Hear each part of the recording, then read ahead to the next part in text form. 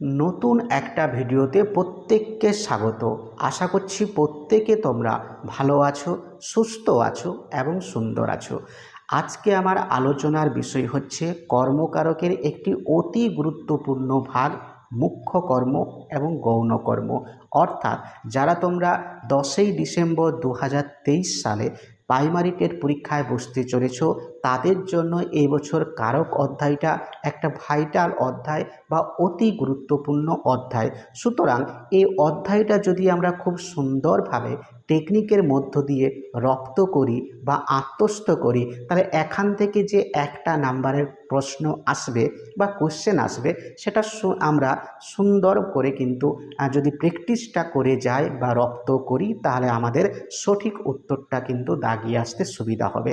সুতরাং আজকের এই ভিডিওটা কিন্তু প্রথম থেকে শেষ অবধি দেখো। যদি ভিডিওটা ভালো লাগে অবশ্যই কিন্তু কমেন্ট করো, অবশ্যই শেয়ার করো এবং অবশ্যই তোমাদের বন্ধু বান্ধবীদের মাঝে ভিডিওটা কিন্তু আমার একটু মেনশন করে দাও। তুমিও দেখো, তুমিও সমৃদ্ধ হও, অন্য যারা আছে তারা যাতে সমৃদ্ধ হয় তার সুযোগটুকু তুমি করে দেও। শুরু করছি আমার মূল আলোচনা, মুখ্য কর্ম এবং গৌণ কর্ম। খুব সহজভাবে টেকনিকের মধ্য দিয়ে আমি বিষয়টা তোমাদের সামনে উপস্থাপন করার চেষ্টা করছি। মুখ্য কর্ম ও গৌণ কর্ম। গৌণ কর্ম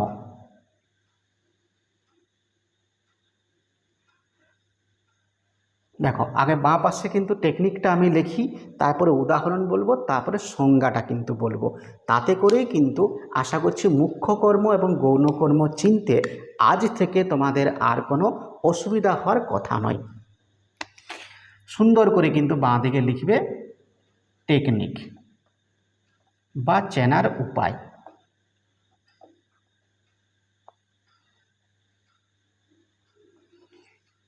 দেখো কি থাকবে, 1 নাম্বার পয়েন্ট হচ্ছে একটি ক্রিয়া থাকে।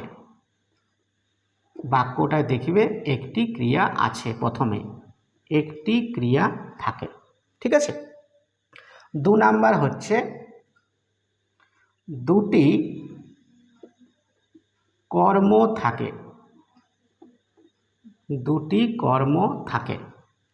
3 নাম্বার হচ্ছে দুটি কর্ম কি ধরনের কর্ম, একটা হচ্ছে ব্যক্তিবাচক কর্ম,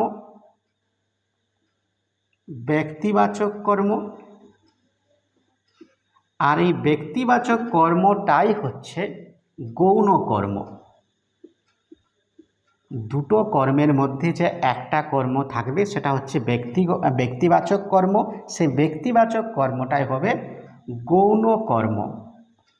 যদি না চিনতে পারো দেখবে এর সঙ্গে কে বিভক্তি যোগ আছে, কে বিভক্তি যোগ থাকে, যোগ থাকে, ঠিক আছে। নেক্সট হচ্ছে, তাহলে একটা কর্ম গেল, তাহলে আরেকটা কর্ম পড়ে থাকলো। তাহলে আরেকটা কর্ম কেমন হবে, আরেকটা কর্ম হচ্ছে বস্তুবাচক কর্ম। বস্তুবাচক কর্ম, সেই বস্তুবাচক কর্মটাই হবে মুখ্য কর্ম। মুখ্য কর্ম মনে রাখবে, এই মুখ্য কর্মে কিন্তু কোনো বিভক্তি যোগ থাকে না, ঠিক আছে। তাহলে শূন্য বিভক্তি থাকে,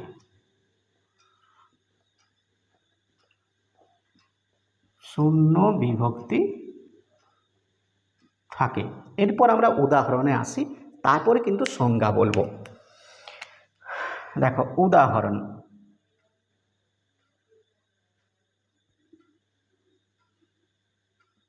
উদাহরণ দীপক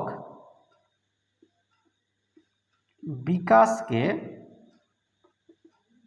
দীপক বিকাশকে কথাটা বলল, কথাটা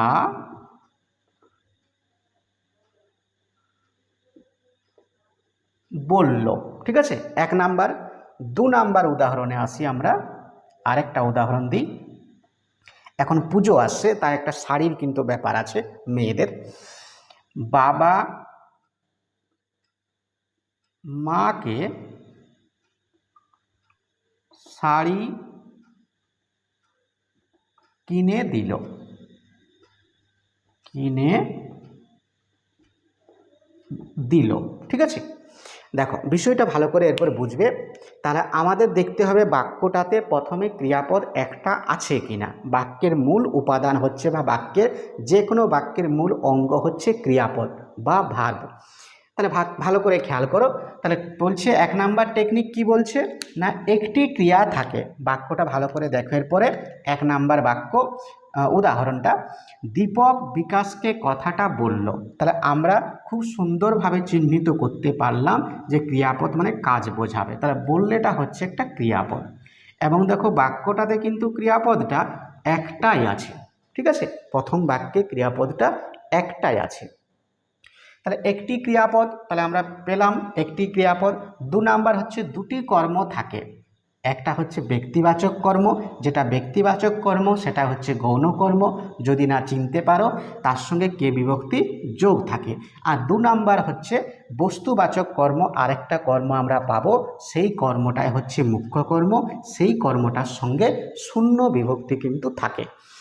তাহলে দেখো কি করে কর্ম বের করতে হয়, এটা আমরা জানি যে ক্রিয়াপদটাকে কি বা কাকে দিয়ে প্রচলিত নিয়ম অনুযায়ী ক্রিয়াপদকে কি বা কাকে দিয়ে প্রশ্ন করলে যে উত্তর পাবো সেই উত্তরটাই হচ্ছে কর্ম। ঠিক আছে, মনে রাখবে কাকে দিয়ে প্রশ্ন করলে এখানে কিন্তু গৌণ কর্ম পাওয়া যায়, গৌণ কর্ম পাওয়া যায়।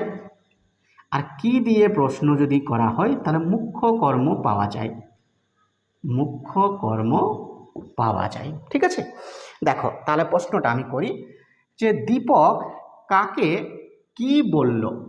দীপক কাকে কি বলল, বিকাশকে কথাটা। দুটো উত্তর আমরা পাচ্ছি, একটা হচ্ছে দীপক কাকে, বিকাশকে। তাহলে এখানে বিকাশকে একটা হচ্ছে কর্ম, একটা কর্ম, আর দীপক বিকাশকে কি বলল কথাটা, তাহলে এই কথাটা হচ্ছে আরেকটা কর্ম। ঠিক আছে, পরিষ্কার। এরপরে কাজটা হচ্ছে আমাদের কি না, ব্যক্তিবাচক যে কর্মটা সেটাই গৌণ কর্ম, তার সঙ্গে কে বিভক্তি যোগ থাকে। আর বস্তুবাচক যে কর্মটা সেটাই মুখ্য কর্ম, তার সঙ্গে কোনো বিভক্তি যোগ থাকে না। তাহলে দেখো বিকাশকে একটা ব্যক্তিবাচক কর্ম এবং তার সঙ্গে কে বিভক্তি যোগ আছে, ওতে বিকাশকে এটাই হচ্ছে আমাদের গৌণ কর্ম। ব্যক্তিবাচক কর্ম হচ্ছে গৌণ কর্ম। আর এখানে দেখো কোনো বিভক্তি যোগ নেই, এটা হচ্ছে তোমার কি না, এটা হচ্ছে আমাদের মুখ্য কর্ম, মুখ্য কর্ম। ঠিক আছে, কথাটা এখানে দেখো টাটা হচ্ছে একটা নির্দেশক, বিভক্তি নয় কিন্তু। ঠিক আছে, টাটা হচ্ছে একটা নির্দেশক, টি টা খানি খানা এগুলোকে নির্দেশক বলা হয়। তাহলে কি হচ্ছে, তাহলে দেখো আমাদের টেকনিক কিন্তু মিলে গেল। প্রথম হচ্ছে একটি ক্রিয়া থাকে, একটা ক্রিয়া আমরা পেলাম, দুটি কর্ম থাকে, তাহলে বিকাশকে একটা কর্ম পেলাম, কথাটা আরেকটা কিন্তু কর্ম পেলাম। তাহলে বলছে ব্যক্তিবাচক কর্ম সমান সমান গৌণ কর্ম, বিকাশ হচ্ছে ব্যক্তিবাচক কর্ম, ব্যক্তি বোঝাচ্ছে হচ্ছে গৌণ কর্ম, আর হচ্ছে বস্তুবাচক কর্ম, বস্তুবাচক কর্ম হচ্ছে কথাটা, এই কথাটাই হচ্ছে মুখ্য কর্ম। তাহলে এরপর সংজ্ঞা কি হবে না, একই ক্রিয়ার যদি দুটো কর্ম থাকে, একই ক্রিয়ার যদি দুটো কর্ম থাকে তাহলে ব্যক্তিবাচক কর্মকে বলা হয় গৌণ কর্ম এবং বস্তুবাচক কর্মকে বলা হয় মুখ্য কর্ম। ব্যাস, উদাহরণ থেকে আমরা সংজ্ঞাটা বললাম। নেক্সট 2 নাম্বার দেখো, উদাহরণে আসি আমরা। তাহলে ক্রিয়াপদ কোনটা, বাবা মাকে শাড়ি কিনে দিল। তাহলে এই দিলটা হচ্ছে ক্রিয়া বা ভার্ব, এটা হচ্ছে ক্রিয়া। বাবা কাকে কি কিনে দিল, তাহলে বাবা উত্তর পাচ্ছি আমরা মাকে, তাহলে এই মাকেটা হচ্ছে কিন্তু একটা কর্ম, মাকেটা হচ্ছে একটা কর্ম। আর কি কিনে দিল, তাহলে এই কিটা একটা উত্তর আমরা পাচ্ছি, কিটা হচ্ছে আরেকটা কর্ম। এরপর খেয়াল করো ব্যক্তিবাচক কর্ম সেটাই হচ্ছে গৌণ কর্ম, বস্তুবাচক কর্ম সেটাই হচ্ছে মুখ্য কর্ম। তাহলে মাকে এটা হচ্ছে ব্যক্তিবাচক কর্ম, এই মাটাই হচ্ছে বা মাকে এটাই হচ্ছে কিন্তু গৌণ কর্ম, গৌণ কর্ম। আর এই বস্তুবাচক কর্ম বা জড়বাচক কর্ম, সেই কর্মটাই হচ্ছে আমাদের মুখ্য কর্ম, মুখ্য কর্ম। ঠিক আছে, তাহলে হচ্ছে কি সঙ্গে আবার বলি যে একই ক্রিয়ার যদি দুটো কর্ম থাকে তাহলে ব্যক্তিবাচক কর্মকে বলা হয় গৌণ কর্ম আর বস্তুবাচক কর্মকে বলা হয় মুখ্য কর্ম। এই ছিল আজকের আমাদের মুখ্য কর্ম এবং গৌণ কর্ম নিয়ে আলোচনাটা। আশা করছি আজকের এই আলোচনাটা দেখার পর এই বিষয়টা অর্থাৎ মুখ্য কর্ম এবং হচ্ছে গৌণ কর্ম, এই বিষয়টা রপ্ত করা তোমাদের কাছে অনেকটা বেশি কিন্তু সহজ হলো। প্রাইমারি টেটে যদি এরকম আরও অনেক রকম গুরুত্বপূর্ণ যদি ব্যাকরণের উপর ভিডিও তোমরা পেতে চাও, অবশ্যই করে কিন্তু আমার এই চ্যানেলটা সাবস্ক্রাইব করে রাখো। পরবর্তীকালে আরও নতুন নতুন ভিডিও এই চ্যানেলে কিন্তু আমি আপলোড করব। অতএব তোমার যদি মনে হয় আমার দ্বারা তুমি সামান্যতম সমৃদ্ধ হবে বা নিজেকে সমৃদ্ধ করার সুযোগ করবে, অবশ্যই করে কিন্তু চ্যানেলটা সাবস্ক্রাইব করে রাখো। পরবর্তীতে আরও নতুন নতুন ভিডিও, আরও ইউনিক টেকনিকের মধ্য দিয়ে ভিডিও কিন্তু আসতে চলেছে। আজকের এই ভিডিওটা এই অবধি থাকলো। আবার নতুন কোনো ভিডিও নিয়ে তোমাদের মাঝে আবারও আসছি। ততক্ষণের জন্য আমার প্রত্যেকটা প্রিয় শিক্ষার্থীদের প্রতি রইল শুভেচ্ছা, অভিনন্দন, ভালোবাসা এবং অনেকটা স্নেহাশিস।